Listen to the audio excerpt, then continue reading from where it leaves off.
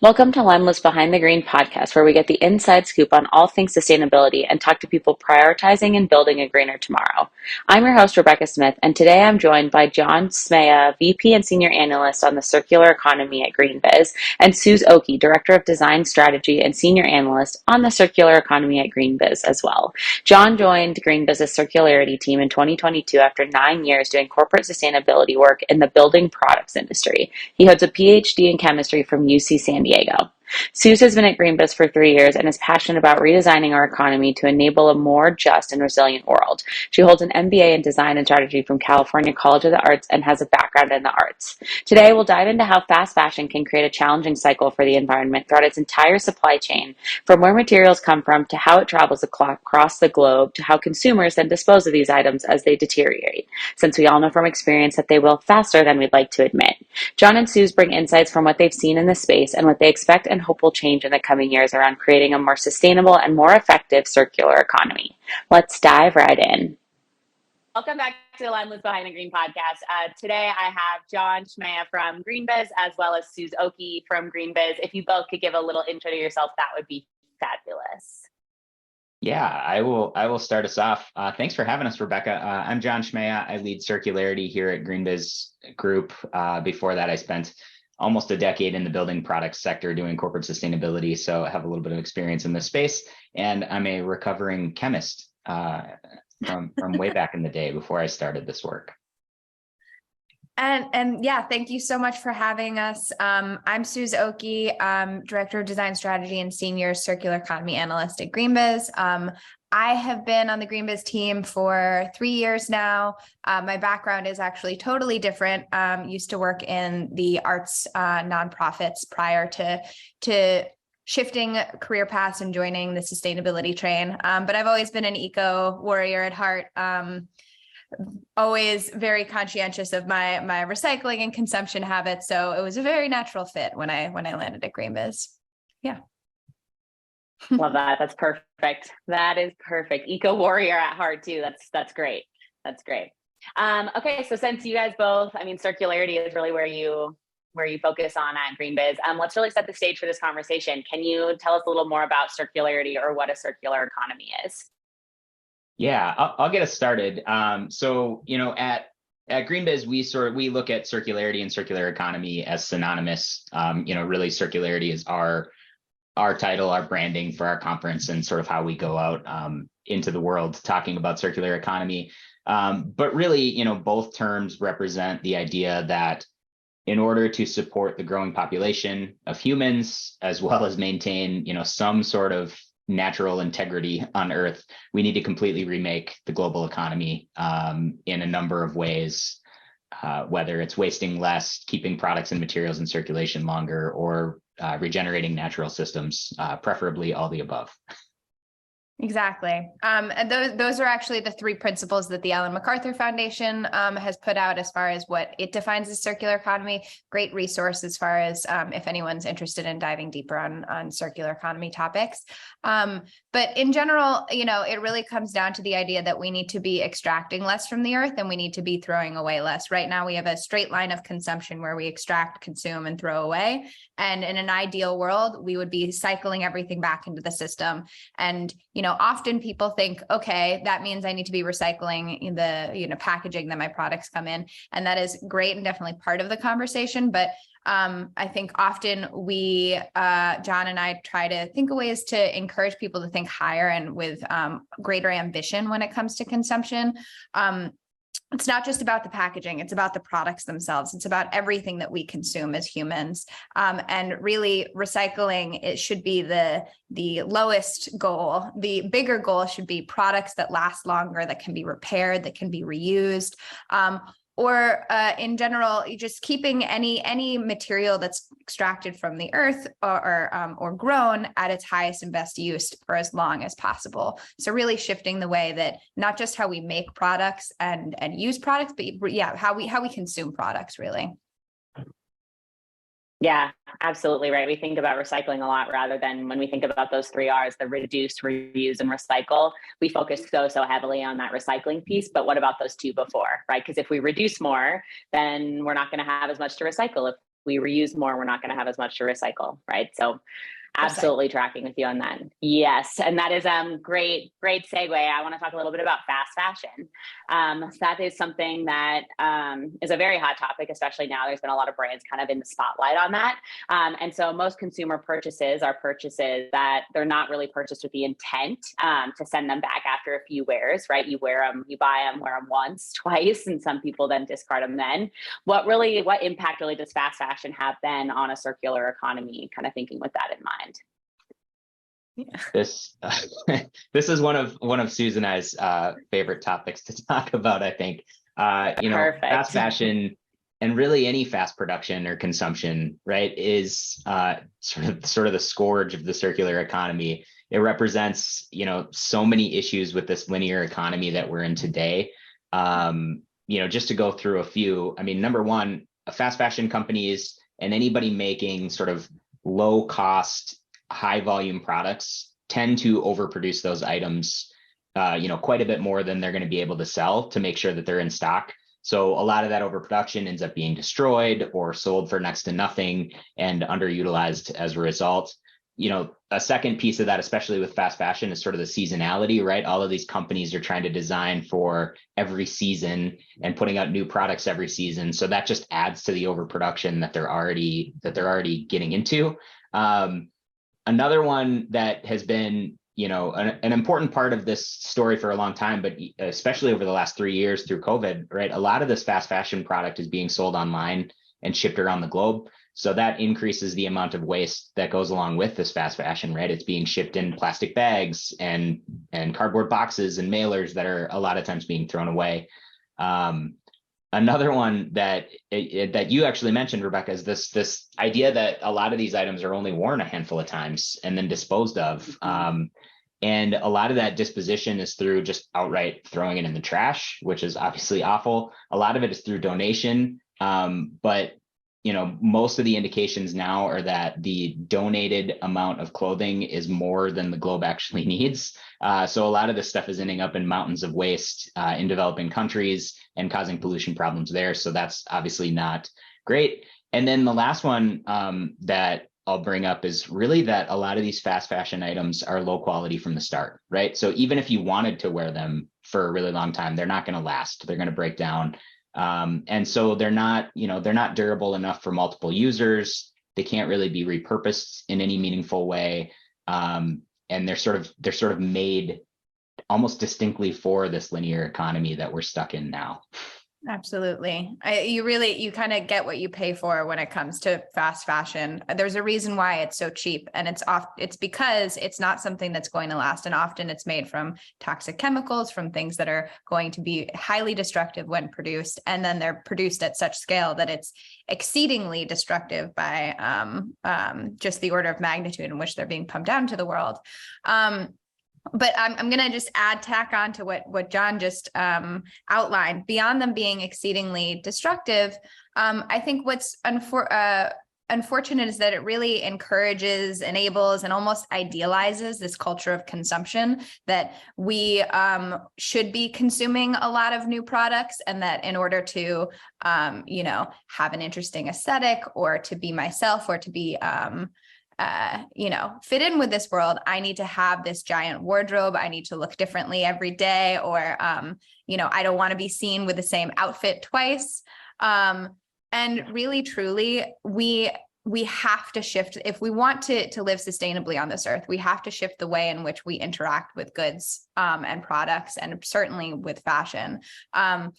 The movement towards capsule collections or a minimized wardrobe is something that I think is exciting and compelling. What we really need is durable goods, durable products that last long, and that can be not just physically durable, but emotionally durable, things that we emotionally connect with and want to hold on to.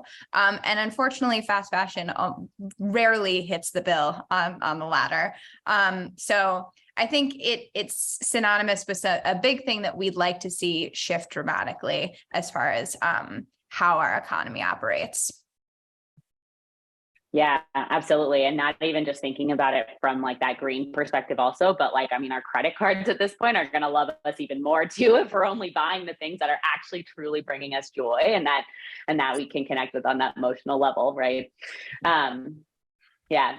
You mentioned something before also, John, about, well, both of you, I guess, brought this up where it's not just talking about the materials, right, that get brought into it, but if you're thinking about that entire process from start to finish, it's that you're also including, you've got carbon emissions, you've got wasted water, right? There's a whole lot going on here when it comes to that sustainability piece. And retailers today have really lofty sustainability goals. We see them every single day. They're very, very pronounced, and they're talking about them a lot, right? Because it's what the industry is talking about. And so what are some good examples of retailers today that are changing some of these areas of their business to prioritize circularity a little bit better? Yeah, I'll start this one if that's okay, John.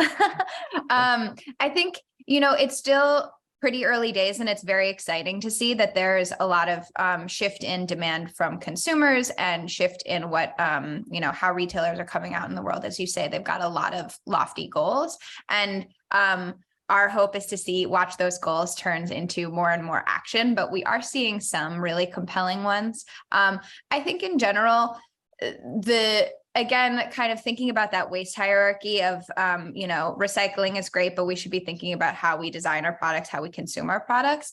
So the things that are most compelling to me are almost always when we see business model changes, when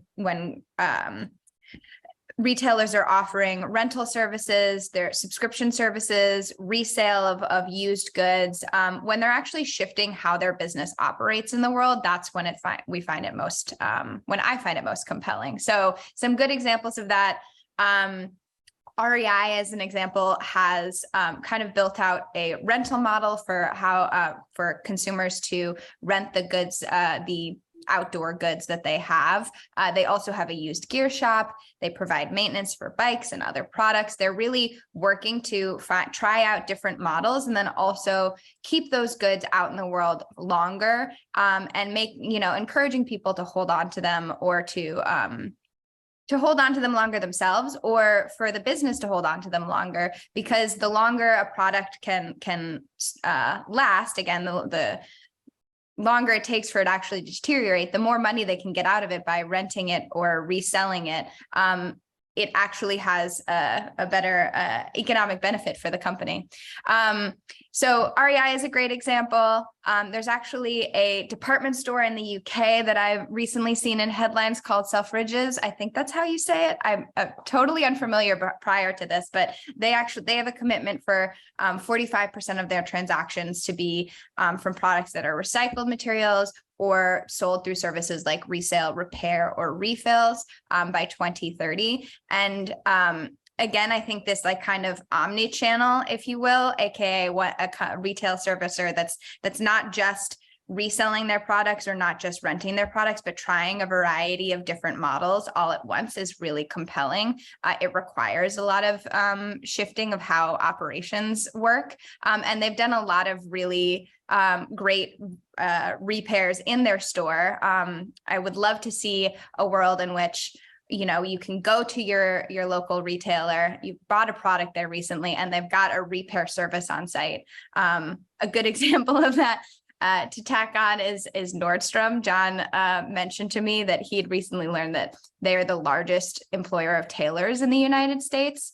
So they are repairing and customizing products. And again, I think I would love to live in a world where that is normalized and enabled across the board. Anyway, there's a bunch of different retailers that are really dipping their toes into this space and trying out new channels, new models. And I'm really excited to see where all of this goes. My hope is that, again, we're going to see more of that omni-channel approach, more multiple new business models tried out. But I think it's still early days, so we're gonna see where we go. Yeah, I'll just add, I think it's not necessarily, or it shouldn't come as a surprise that some of the sort of leading brands in the retailer space are taking the lead in this area, right? So you've got Nordstrom on tailoring, REI is a leader in selling outdoor gear, so it's not unexpected that they would be moving into this space. You've got brands like Patagonia that have been reselling products for quite a while. I recently had a really good conversation with somebody from Neiman Marcus about some of the work that they're doing about pulling back some of their like best sellers from out in the world to resell within their stores. So you see like a lot of high end, really high quality products being resold and repaired and refurbished. It makes a lot of sense, right? So those things sort of follow from each other. And I think it's someplace to watch as brands and retailers really start to focus on, how do they get a second, third, fourth sale or use out of their products. I think it's this idea of expanding the economy without growing our extraction practices, which is really important. Exactly. Yeah, absolutely. I also want to tie this back really quickly to something that you mentioned earlier too, where I think you'd mentioned that there might be an issue somewhere down the line of there might be too many used goods, and that we're kind of in that space too. How do you think that is going to play an impact with some of these subscription models and some of these kind of renting channels out there and these different retailers like that? Like, is that going to be an issue at some point? Yeah, I'll start. I think it will be. I think, we can't continue down the dual tracks of sort of fast fashion and new business models without something coming to a head eventually where there's just too much material out there. And so I think, we're not far from a time where some really innovative ideas around what to do with that end of life material is going to be important, right? Whether it's some form of new recycling method, whether it's repurposing these clothing items into something else of high value. I think we're going to run out of runway here pretty soon to figure that out. And I think, as I mentioned earlier, we're already seeing it, right? There's already countries where we ship a lot of donated items that they just have no use for. They have way too much donation coming in to really match the need. For sure. And I'll tack on, my hope is that the more we shift to these subscription models, to these resale models where a company is continuing to see value in a product lasting longer, that motivation will kind of shift upstream and encourage and enable the design of products that last longer. The problem with a fast fashion product is it won't last in a rental model, in a resale model, because again, it's not designed to last. It's designed to be consumed and worn, 3 or so times and then to be thrown away. Whereas a product that's really designed well for a rental model is going to have inherent design principles that are, it's built to be repaired. It has better stitching. It has materials that won't deteriorate the more it's washed or worn. So the hope is that by creating the financial incentive that the products that we make will actually shift as well. And then hopefully, fingers crossed, we won't have that same problem of so much downstream materials that we need to manage. And then as John mentioned, that last step, the technologies that will hopefully come into play to help us manage those materials. But that should really be like our bottom priority. We should be, again, reducing a heck of a lot more before we think about what how we shift the technology to recycle what we have. Yeah, absolutely. No, that's a good reminder too, just to kind of think about that as consumers, that really think about the purchases that you are buying before you buy them, right? Look at that material, think about the brands that you're used to purchasing with, and maybe see if there's some places where you can shift, even if it costs a little bit extra, because it's probably going to actually, when you think about that, it's probably going to cost you a little bit less in the long term too, right? There's lots of things we can think about there.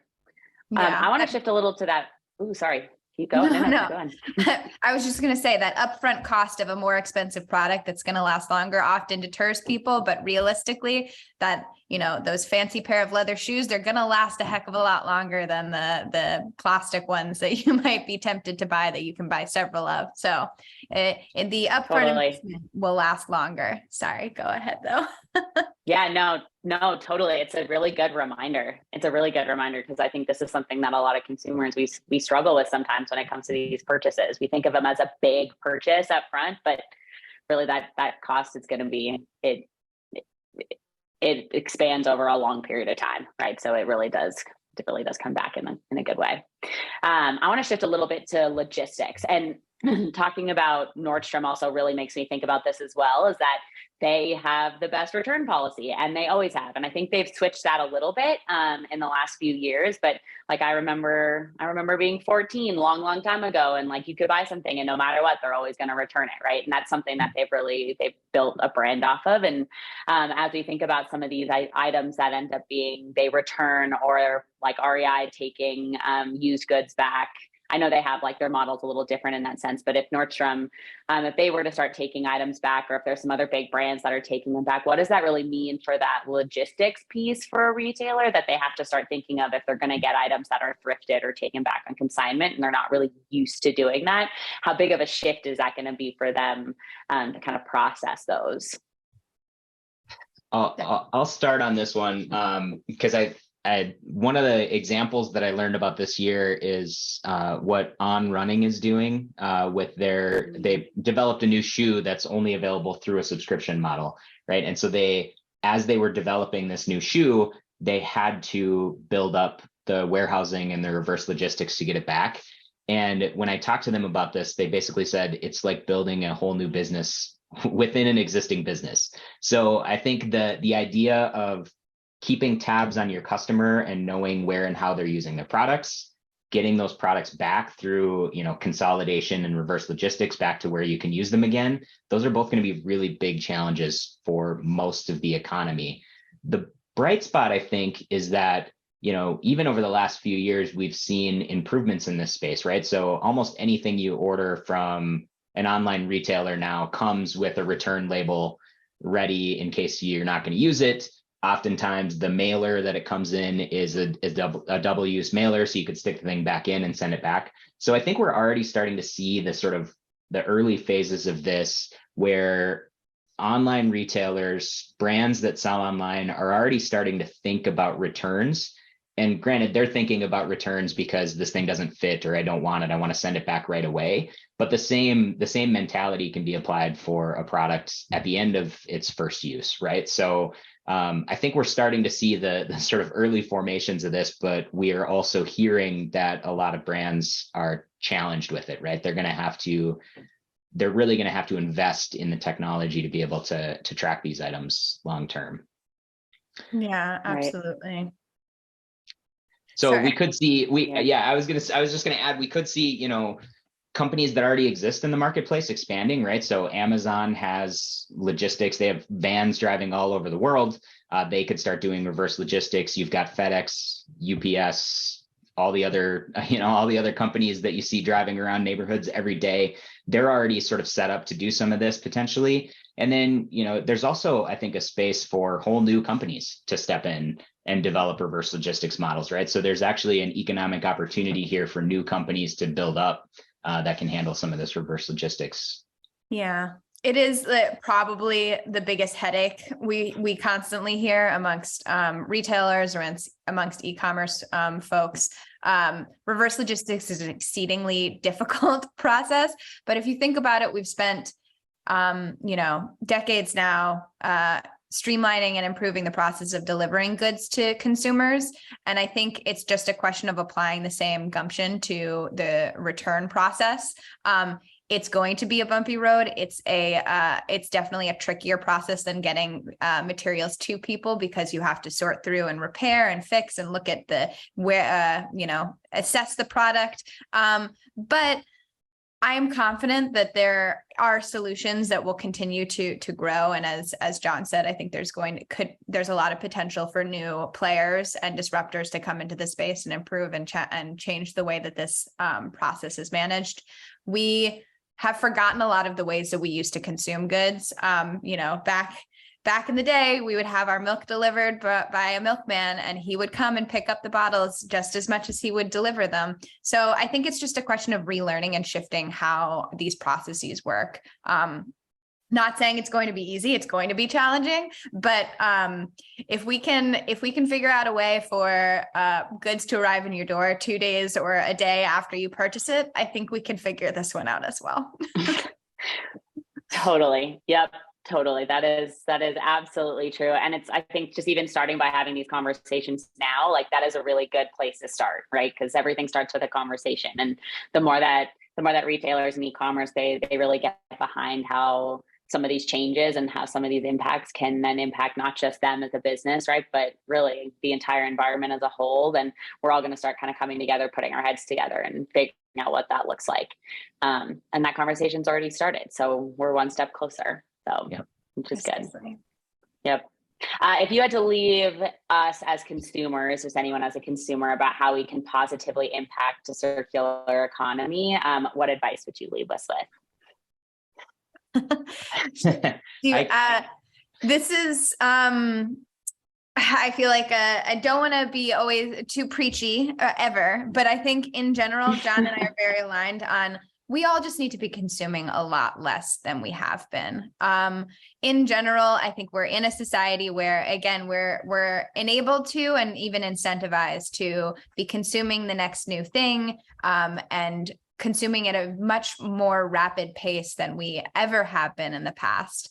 And we need to get back to a culture of valuing the products that we have, that we own, holding on to them as long as we can, and finding ways to repair and extend their life rather than, throwing them away for the new shiny toy.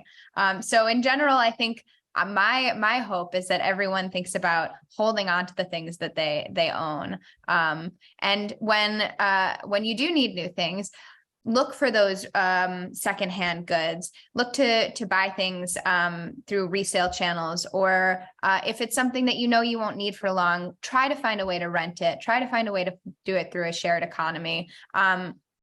We, in general, need to be shifting a lot of the ways that we look and value products.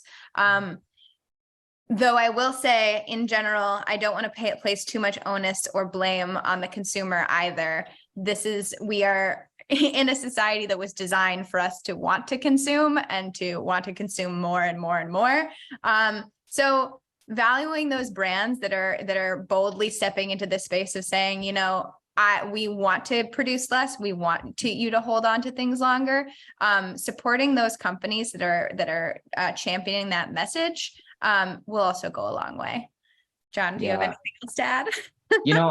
I'll go back to this idea of sort of cost of ownership, right? Like we think as a society, and especially like here in North America, we think about this when we talk about buying a car or like a big ticket item, right? We talk about total cost of ownership, and a lot of times we're willing to pay a little bit more upfront to save long term. I think we really need to start applying that more to the everyday items, whether it's clothing, household appliances, tools, furniture, whatever. There's any number of things that we buy very regularly that we could apply this same adage to. And I think, fast fashion is just a good highlight of that, right? Like if we buy some staple items that'll last us years and years versus seasonal items that might last us 5 to 10 wears, we're going to save a lot of money over time. And I think applying that sort of economic lens to the way we buy everyday products is probably a good start as well.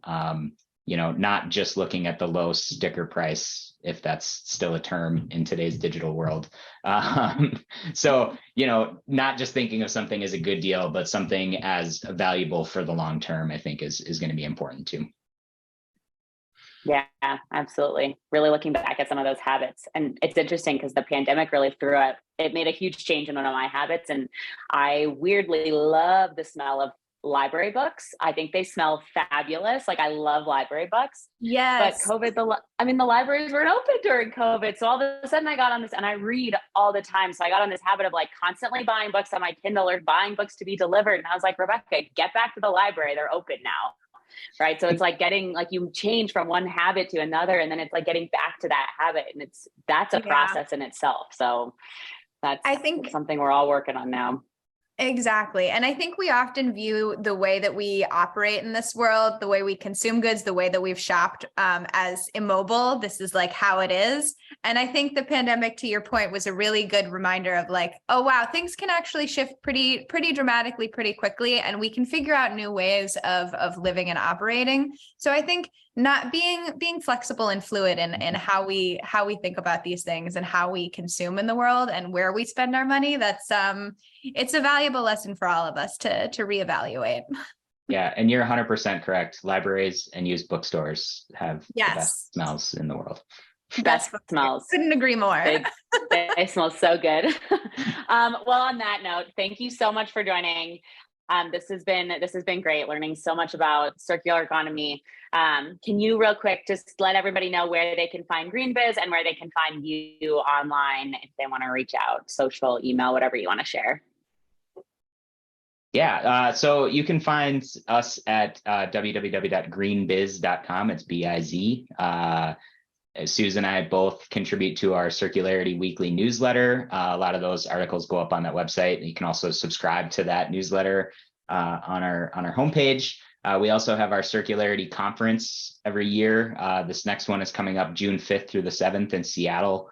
We're very excited. We'll bring together about we're shooting for 1,200 folks from all over the economy that are working on implementing the circular economy in their companies or their cities or whatever they inhabit. And yeah, I'm on social media a little bit on Twitter and LinkedIn, but yes, is anything I missed there? No, I know. Personal goal a couple years ago was to get off social media, so I don't have any any links to share there, although I am on LinkedIn. And yeah, as John said, I think best way to hear more from us is really greenbiz.com and subscribing to our newsletter. Lots of interesting stuff coming out that way, so hopefully we'll see you there. Perfect. Yep. And I'll make sure that your LinkedIn, all these links are in the show notes. I can attest that the newsletter is great. Get it frequently, read all these articles. So make sure you go and follow that. And thank you for your time. It was a great conversation. Yeah. Thanks for having us, Rebecca. This was fun.